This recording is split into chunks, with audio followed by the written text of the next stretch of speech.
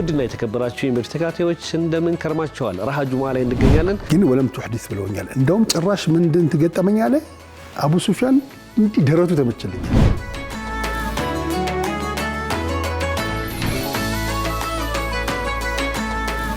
መቼ ሰላቱን አልተኩትም ማለት ነው። ሰግጃለሁ። ምን ነው ባለ 5 ሚናራ ሲሆን 5ቱን የእስልምና መሰረቶችን ይወክሉ ታስቦ ነው።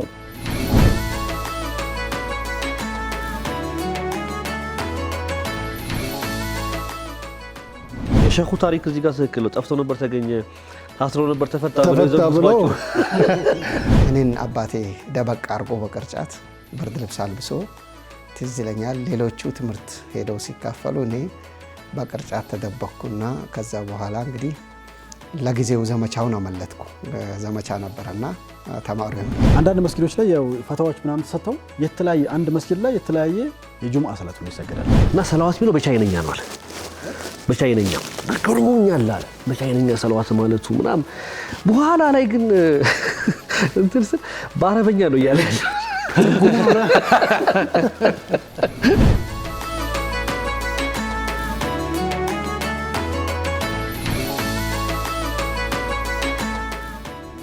የስልጤ ሰፈር ባጃጅ ተራ ይባላል። ለኹጥባ ስንሄድ ወደ ጥቁር አንበሳ ሲሄድ አንዳንዴ ሰዓት ካለኝ በባጃጅ እስከ ዓለም ባንክ ድረስ እሄዳለሁ። ግን ሰዓት ሳይኖር ሲቀር ደግሞ 150 ብር ተከፍሎ እስከ ተክለ ሃይማኖት ድረስ እወጣለሁ ማለት ነው።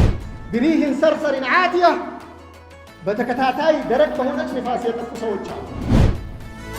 ዕለተ ጁምዓ ከቀኑ 7:30 ጀምሮ ይጠብቁን። ረሃ ጁምዓ